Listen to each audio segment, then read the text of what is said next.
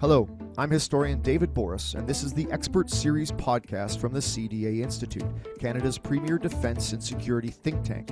Today is February 6th, 2026. Now, before we begin, we are recording this a week after the death of a Canadian soldier, 24-year-old Sebastian Halmagine from Hamilton, Ontario. Thank you for your service, and our sincere condolences to your loved ones on this tragic loss. Today, we'll be speaking with Wendy Gilmour, CDAI Institute Vice Chair and former NATO Assistant Secretary General for Defense Investment. We will also be speaking with General Tom Lawson, former Chief of the Defense Staff and Chair of the CDAI Institute Board. We will be talking to both guests about their recent opinion piece in the National Post, in which they wrote about the current rebuilding efforts in the CAF. So to begin with, General Lawson, Canada is expected to reach 2% of GDP in defense spending this year. What changes should people expect to see in the CAF as a result? Yeah, thanks very much for that, David. You're right. And I think it's remarkable, first of all, that Canada actually is going to hit 2% of GDP for investment this year. I mean, that was promised. But that was promised last March during a run-up to an election, and now, and this is what the article that Wendy Gilmour and I have recently had published alludes to. It looks like they're actually going to hit that, which is an addition, in-year addition of somewhere around $9 billion. The figures might be a little bit more than that, but somewhere around $9 billion, and Wendy and I had the opportunity to speak to a few high-level individuals in the defense sector, and they doubled down on it, saying we are going to make 2%. In fact, they said they had to add some number of hundreds of millions late in the game here of investment because GDP had grown based on finance and treasury figures. So that's remarkable. Your question is kind of like ours leading up to our realization, or at least our information that they would hit 2%. And that is, where's it going? What's changing? And I should say that the Conference of Defense Associations Institute, which has been around closing in on 40 years, has often been has always been an advocate for defense and security investment. But has often been at odds with our with Canadian political masters in defense and security. So when we find in the last year a government, atypically a Liberal government, that has come in with enormous investment, which seems to be in line with decades of CDAI advocacy, and if they're going to hit that target this year, it seemed that we should probably celebrate and inform that very fact. I'm finally getting to your question, which is what changes should we expect to see? And this is probably the most remarkable thing, to me at least. And I'm going to go back to an experience I had when I was Chief of Defense, about mid time in my period, probably 2014. Near the end of a fiscal year, someone from the Prime Minister's office came to me and said, great news, there are some number of hundreds of millions of dollars which you will be given, you and the Deputy Minister will be given. Get your vice together, figure out where it'll go. Just one guidance, and that is, it's got to be for something announceable. It's got to be for some new thing that will reach the front page so Canadians can see that the government is supporting defense. And that's a little bit like someone in need of socks and underwear and new jeans being told you got to go out and you got to buy, a new tie or a bauble of some kind. But what about the stuff we really need? It has to be announceable. To this point, I don't think it's going to be that remarkable in the short term, the most obvious changes to Canadian Armed Forces, because this government has understood that the low-hanging fruit, the bulk of that money, that $9 billion, is required for pay and benefits, to refurbish the infrastructure at our 20 to 30 bases and stations across the nation. Buildings, hangars, spare parts, all of those things, Wi-Fi elsewhere, purpose-built infrastructure that didn't have to go through the procurement system, but could go to local contractors quickly. And all of those things are going to add up to increased recruitment, increased retention, less cost in maintenance in the future. So, answer to the question, I don't think it's going to be all that obvious immediately, but I think the changes in coming years from what they're doing this year are going to be remarkable. I would come in absolutely to support that, and also maybe make a plea to our listening public to understand that in the current age, we live with communities who seem to expect immediate gratification. And the sense you have money, you announce it, and then even for something like pay and benefits, it takes time. It takes time to upgrade systems. It takes time to get those monies out. It takes time to do back pay. And in an era of TikTok and Instagram and podcasting, there will always be somebody who's prepared to stand up and say, well, I haven't seen any of the money. And we've really got to guard against this. And frankly, give a little bit of credit to systems that perhaps haven't worked so well in the past, but are trying their best to get these things rolled out right now. Now, you mentioned, General Lawson, you mentioned pay, benefits. It's interesting how much of this is kind of like you've sort of suggested going on behind the scenes. It's not, and a word we use in history all the time, it's not sexy. It's behind the scenes stuff. So pay, benefits, maintenance, base infrastructure. How do those investments affect operational readiness in the short term? Right. So, first of all, in any organization based on the potential requirement for the use of military force, you need people. That really speaks to two things: recruiting people, and as Bill Blair, our defense minister, soon to be High Commissioner of London, the one right before McGuinty, said, we're in a death spiral for recruiting. Already this year, possibly as a result of the economy, but certainly bolstered by pay and benefits increase, we see that there's been a 13% rise in recruiting in year. So now the numbers are turning around. Bill Blair's death spiral has leveled out and in fact is starting to spiral upwards in a way that's going to let General Carignan and all of her military leaders refill the ranks. So that's for recruiting. But in terms of readiness, the most important people to keep are those who are trained up. For every one of those you can keep for 10 years instead of 5, 20 instead of 10, or 35 years instead of 20, that's another person you don't have to retrain in those skills. So not only paying benefits for the private and the officer cadet coming into the forces, but also retention bonuses each year for people who decide to stay in. How does that translate into readiness? Immediately you can see. It keeps the readiness you've got and allows you to pollinate those much more easily, to train those who are coming in. That's the direct effect on readiness, but it's not just pay and benefits. Even more hidden than that $2 billion in pay and benefits, what the one of the big things is they've started to invest in healthcare enhancement, peer support programs, the grievance system, which has been an irritation for that small sector of people in uniform who ever come up with a grievance. In my 40 years, I never did. A couple of things irritated me. None of them ever rose to grievance. But there are lots of people that I saw, friends, subordinates, bosses, who did have things rise to a grievance level, and it took months, if not years, to sort out those grievances. This is actually announced as part of this investment in this personnel infrastructure. I mean, when they're actually dealing with things like this, we've got a government that has listened to the Canadian Armed Forces on where these first dollars should go.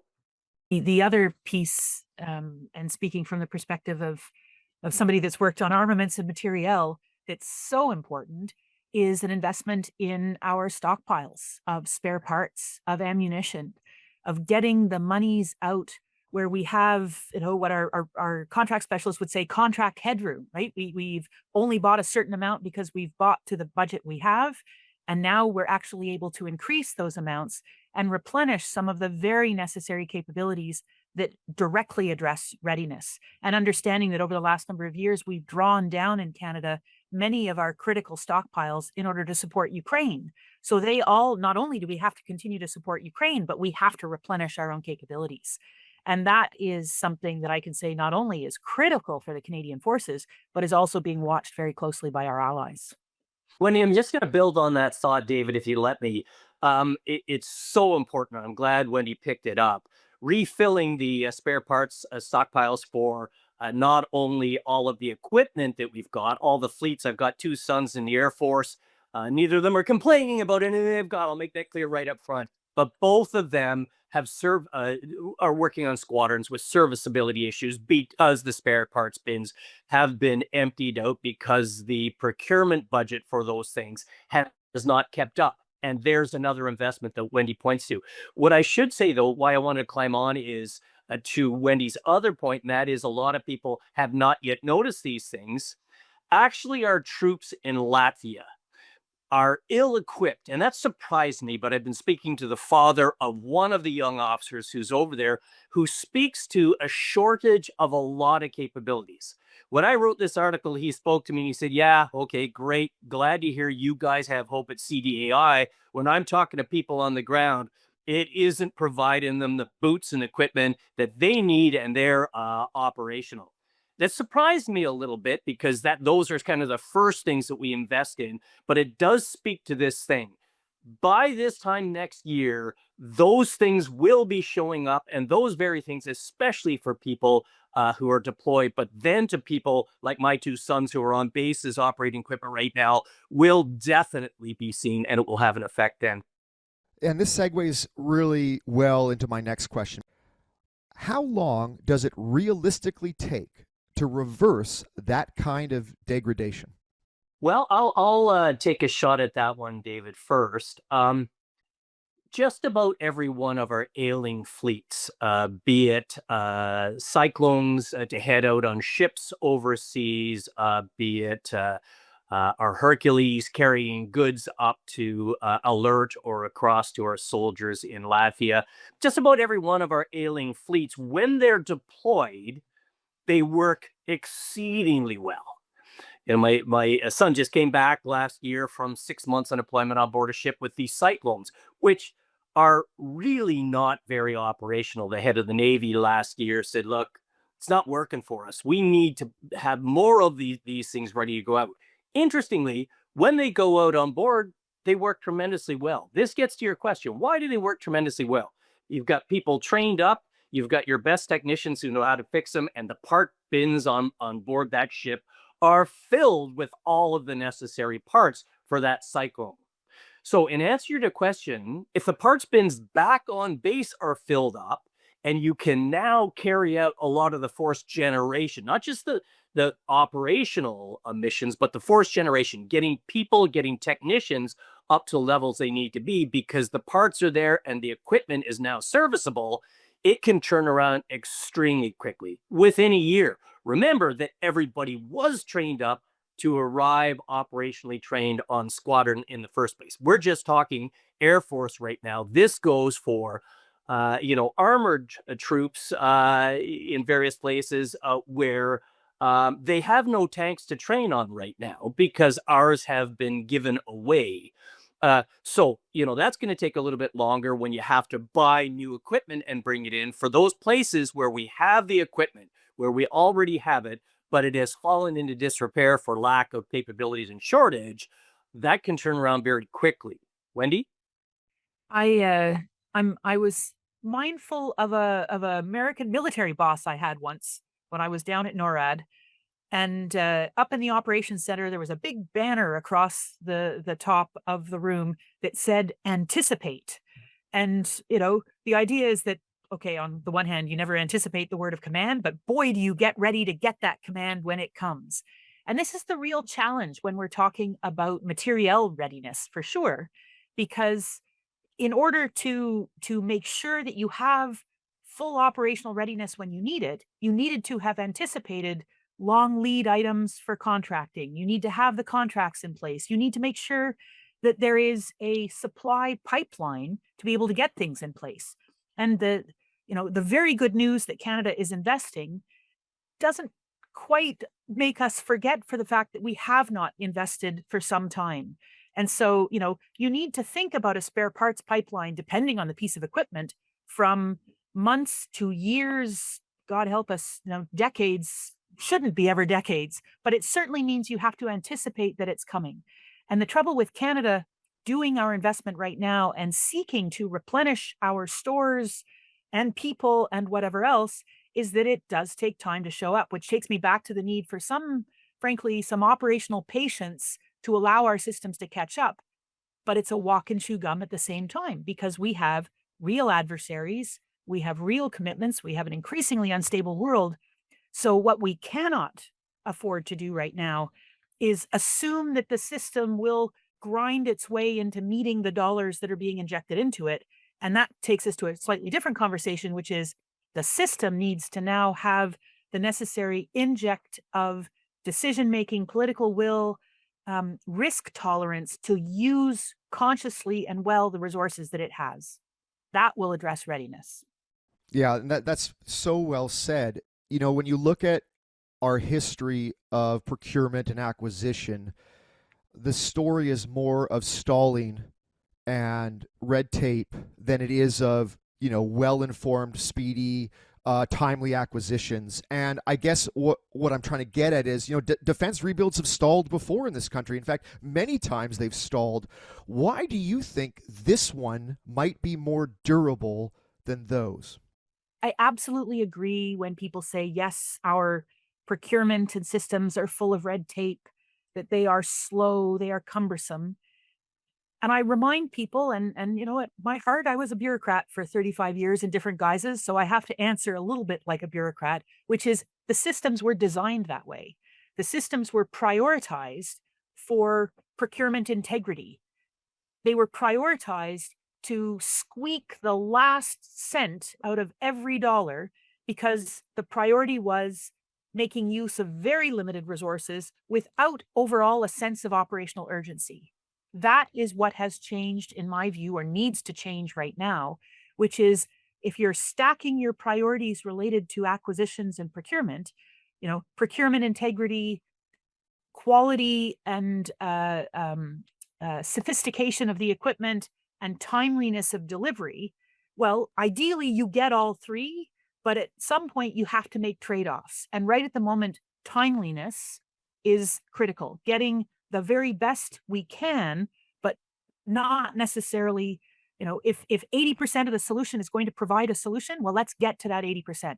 So the reason I say this is that the defense, the impetus to deliver on defense investments is at the end of the day a political question.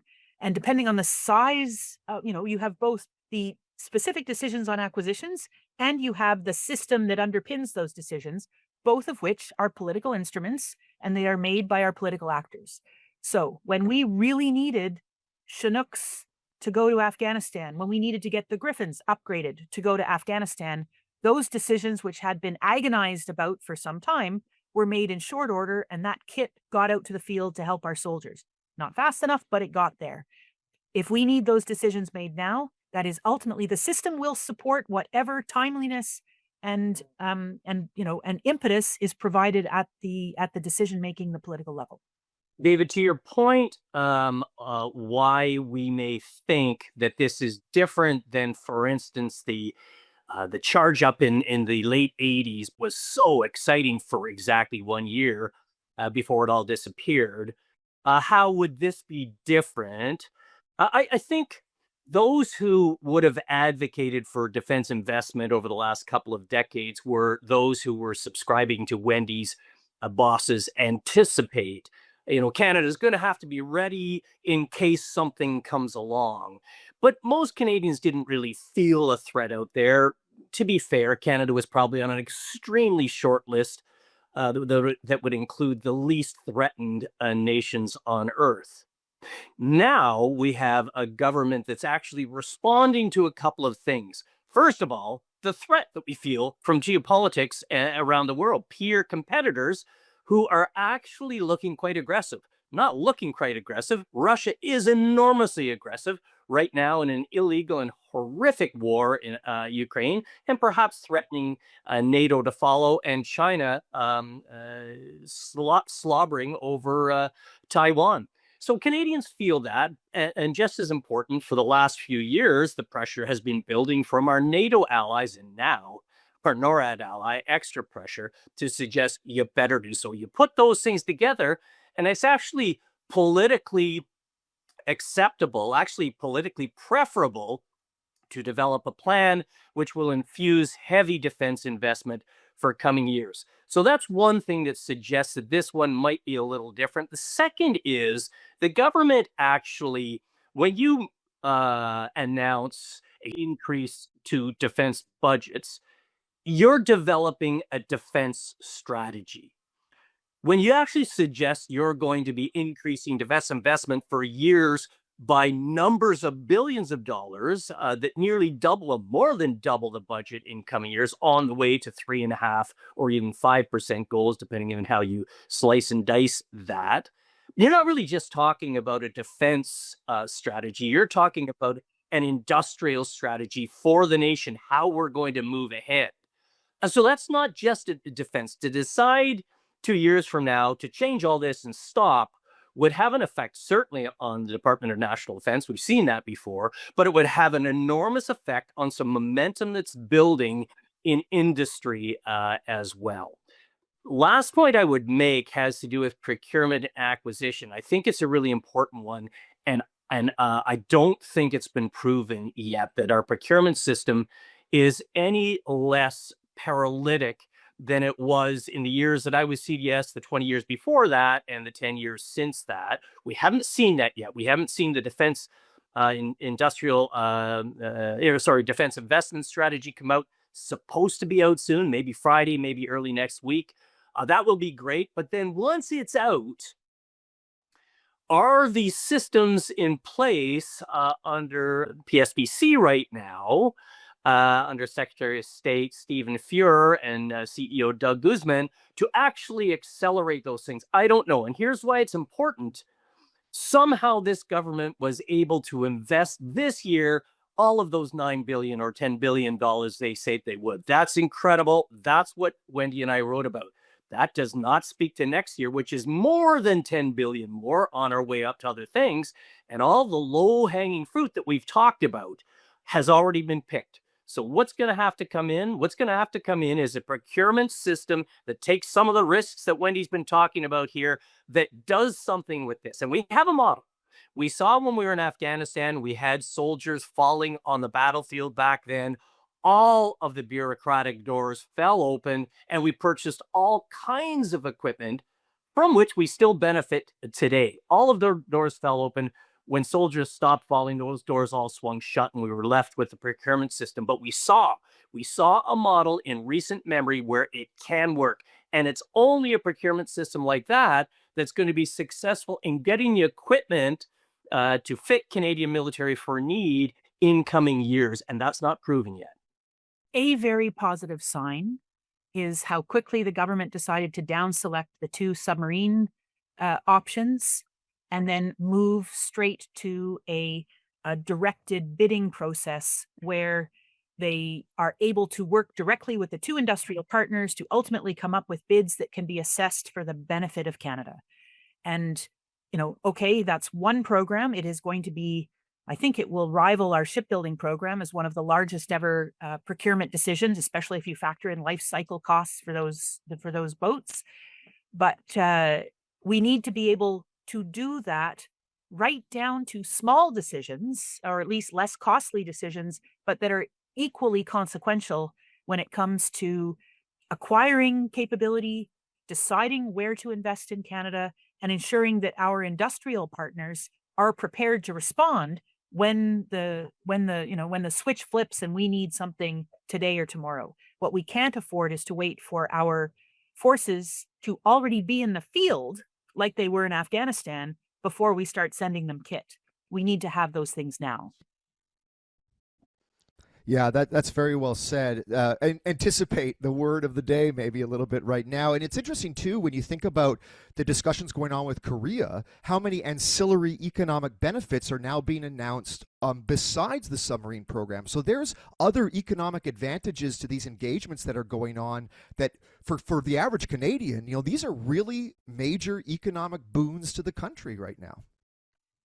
I mean, it's important to understand that what we're hearing announced right now are all of the elements that will be part of a bid submitted to government. So we have to be careful about making sure we understand what the full picture of those are, and that fundamentally, and this is consistently a challenge, not just for Canada, but in any democratic society's defense procurement, is weighing the value proposition between the capability we are acquiring, the speed at which we can acquire it, and the degree of economic benefits which aren't necessarily directly attributable to that capability.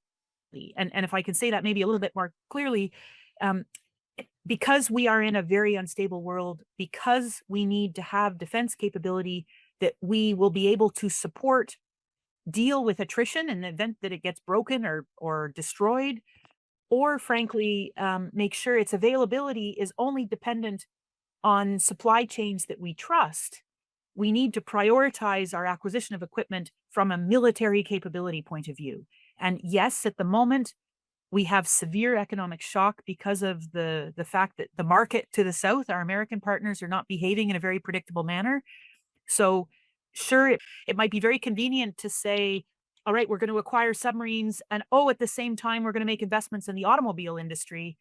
Well, let's try, if we can, to focus on the main picture, which is we really need those submarines.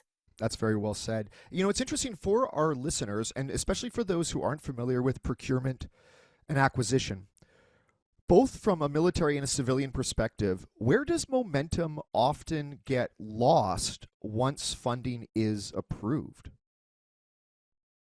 I'll take a crack at that, David. My number one priority arriving as Chief of Defense in 2012 was to spend a lot of time in Ottawa to see if I could crack the nut, at least from a military side, on procurement. The set of deputy ministers that I worked with inside defense and security are brilliant. These bureaucrats are brilliant, but they're not aligned in what they need or want to do. All of them are aligned to the mandate given to them for their department by the government. So being aligned in that way does not align them towards defense, where we had our own deputy minister and the chief of defense. So in fact, the development of operational requirement is step one. Wendy just said that it really should be the major step. I believe that too, that not the major step, but the major consideration in buying any equipment for the Canadian Armed Forces should be that. And really, if you're approaching a shooting war or in one, it is. But if you're actually given time to bring in other things, industry, which sector of industry, which province should get the benefits? How do we bring in our Indigenous people so that they benefit from this as well? What about the climate concerns that we have regarding this piece of gear against that? When all of these things are for very good reasons brought into consideration, this is where the whole thing slows down. And it's not done in parallel. It's done in sequence. So the file moves from defense to PSPC, then to industry, then to Indigenous affairs, then back to industry, then perhaps to finance. If we have some hope that we will end up with a very responsive procurement system, we're going to have to do these things in parallel and get all of those inputs, give them to a decider. And I am certain that decider will be a very short-lived job. In other words, that person, as he or she decides on, takes the risk on whatever equipment is required, most heavily based on the requirements, the operational requirements of the Canadian Armed Forces, something's going to happen. That person will be fired and someone else will step in. So it's not a job that you're going to have for a long time. It'll be too risky, but it's absolutely necessary if we're going to change the procurement system that that person is allowed to take risks, taking into consideration all of the departmental concerns. I mean, when the decisions are taken and what the larger context is becomes very important. We continue to have to remember that the defense budget is the largest discretionary budget in the Canadian government. And when I say discretionary, that's because it's not an entitlement. It's not a legal requirement to spend like provincial transfer payments and whatever other social programs for which there is a legislative requirement. And it only becomes a non-discretionary expense if there's truly an understanding of the immediacy of the threat. So, if you're making the largest single purchase the government is going to make, and you can't demonstrate to Canadians and to the electorate that that decision is going to be directly relevant to them, yeah, you're going to agonize over it for a very long time. But I have great trust in the Canadian people, and I have great trust in our ability to understand that right now, defense capability is no longer really discretionary. How we fulfill those capabilities and making sure that we're getting what we need for now, while at the same time planning for tomorrow and the next day, those are tough questions. And it's, if we stop thinking about prioritizing the maximum safety and security for the troops that are going to be employing these pieces of equipment in battle, well, that could be catastrophic for Canada. And it's not easy. I mean, we are not the first time there's a hint that a procurement has gone wrong, or that we've bought a capability that the technology didn't work, or if we buy into a program and there's a labor dispute at a factory, the first people that will be criticized, like General Lawson said, is the decision maker. It's like, why did you choose that? Didn't you have the crystal ball to know exactly what was going to go wrong? We have to be prepared to understand that things are going to go wrong. Big complex programs have big complex problems, and it's this, none of this stuff is easy. And unfortunately, we don't have a political or public communication culture right now that forgives mistakes. That is really well said. In fact, part of the hope is that whomever will be tasked with making these decisions is also protected from ramifications for those mistakes. I think it's really important that whomever is appointed there doesn't ruin a career because they took some chances with acquisition and with procurement. We need to, I don't know how that's done. That's a cultural thing and an institutional cultural issue for sure. I have two more questions. I have one tailored for each of you. So General Lawson, you're going to go first, and Wendy, you're going to lead the rear guard. General Lawson, from the perspective of someone who has commanded the CAF, how different does the current rebuild effort feel compared to previous periods of reinvestment? Well, you can probably tell from some of my answers that I'm excited about this one. That's why Wendy and I decided to put this article out. From an organization that is normally pushing, kicking, prodding, and using every opportunity we have to push the government towards investing in defense and security, it really is important that when the government does that, we now give them some credit for that. I believe that for the first time since I became interested in defense in 1975 as a teenager out of high school entering military college, that we are now serious about investing in defense for the first time since the hefty investments in the 1960s under Louis Saint-Laurent, and that really got us into NATO in big numbers, which really was a big part of anticipating. We haven't done that. We've been on a long downslope since that time. I'm not sure I'm as excited about the reasons behind why we have to do this. I kind of liked it back when we were advocating on behalf of an insurance policy to make sure we were prepared if anything came up. And of course, Canada is always part of every single NATO mission in some respect or another. That was kind of my personal hope, not the idea that we're going to have to align with NATO against a world power who might decide to invade the eastern flank of NATO or come to the support of an Asian friend and ally. You know, those are big things, but it is exactly that which has taken us to the point that brings me to this belief that this investment is going to continue for some number of years at least.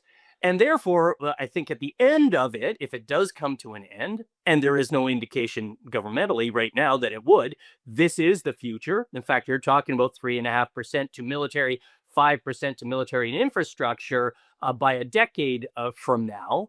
There's no indication that would change right now, but of course, that's been the plan of governments before. They've had long-term plans, and there's going to be many elections in between. I believe, however, that things are in place and momentum is developing that will, I think, reward Canadians in a way that defense investment hasn't so much done that before. And one of these, we're talking about defense industry in Canada. A couple of days ago, there was an announcement of the Defense Security and Resilience Bank. There never has been such a thing. In fact, if you were interested, if you had a piece of gear or an idea you were developing that could be interesting to a military, in Canada, you either had to sell your company when you got big enough to sell your idea or your intellectual property to someone somewhere in the States, or move to the States and develop your company down there.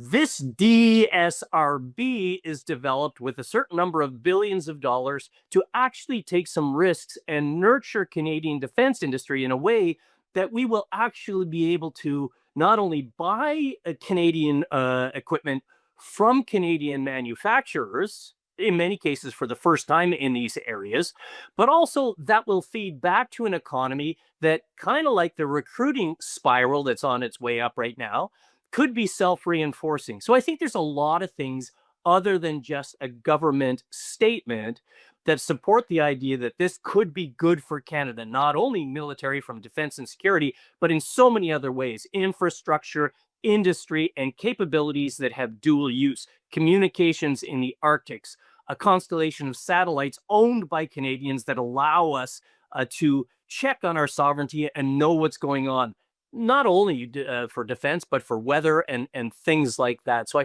I think there's a lot of reinforcement that suggests that this could be an investment that lasts longer than previous investments we've seen.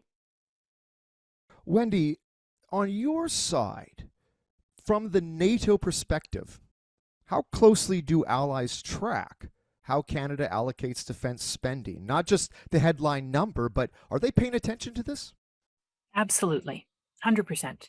So, I think many people will have heard, of course, the 2% target that NATO established for investments in defense relative to GDP in 2014, and that was directly attributable to Russia's illegal annexation of Crimea, and our understanding that that there was clear and present danger on the eastern flank of NATO, let alone Russia's behavior worldwide.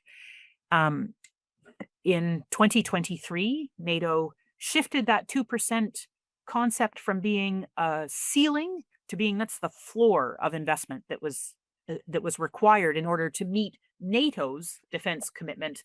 And then just last summer in The Hague at the latest NATO summit, they moved that target from 2% as a floor to a conscious decision to move to 3.5% for core defense investments and 1.5% for the necessary dual use infrastructure to be able to extend, to make sure that the military could operate in an environment and had the necessary infrastructure to do so.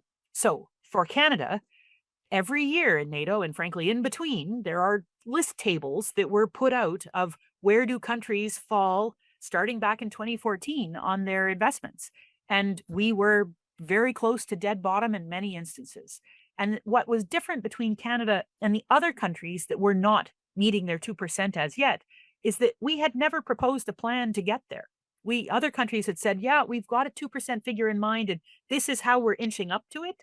Canada never did that. Right up to the fall of 2022, our government was still telling NATO, yeah, we don't have a plan. After that, well, maybe we have a plan. And what was great this year, and what I will celebrate the current government for, is, maybe they were pushed toward it, but in June, Prime Minister Carney announced we will spend 2% in year.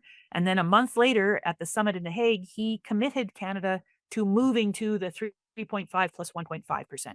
What does that mean? So from a NATO institutional capacity, NATO has always valued what Canada has brought to the table. Our operational commitments in NATO missions, whether it be in the Balkans, in Afghanistan, in the air policing on the Eastern Front, wherever it's been, our contribution to the multinational brigade, our leadership of the multinational brigade in Latvia, NATO is thrilled to have Canada there, because even with our less than perfectly equipped forces, we are very capable and we are a trusted and reliable ally. They always want more, and Canada has a responsibility as part of NATO to support the Euro-Atlantic area. What we are now very, very hyper aware of, I think, and need to be more aware of, is the need as well to reinforce our capacities in the homeland. And that's for our own interest. That means, yes, of course, our NORAD modernization program with the United States to demonstrate we are serious about taking care of our part of North America. And it is our understanding that there are good reasons for Canada to have some autonomy in the decisions where we want to use our forces and how we want to use those forces. And that means understanding Canadian-based supply chains, Canadian-based equipment, and whether that's made in Canada or whether it's reinforced by trusted supply chains and allies that we know will be there. That is absolutely crucial. The last thing I would say is that irrespective of whatever happens to our neighbor in the south, the one thing that has happened consistently over time is that when we participate in global conflicts or even in regional conflicts with our allies beside us, everybody's looking for the same equipment at the same time. If we need ammunition, so does Europe, so does the United States, irrespective of whether they're with us or not. So we need to make sure that we have identified what is a strategic necessity for us to be able to source at home, what those supply chains look like, where we want to work with allies, and where we'll just trust the market to supply. And that's what I'm looking forward to for the next piece of policy and of strategic direction to come out of Canada. And that's a fantastic place to wrap up. General Lawson, Wendy Gilmour, thank you for your service to this country, both of you. And thank you for coming on today and talking to us about this dynamic and fascinating subject. And there's so much more coming down the pipeline, as I think, Wendy, you just sort of hinted at. So it's going to be a very interesting few years coming for us, and there'll be a lot more conversations to be had. Thank you. Thank you very much. Here's David. Thank you. That is all for our show today.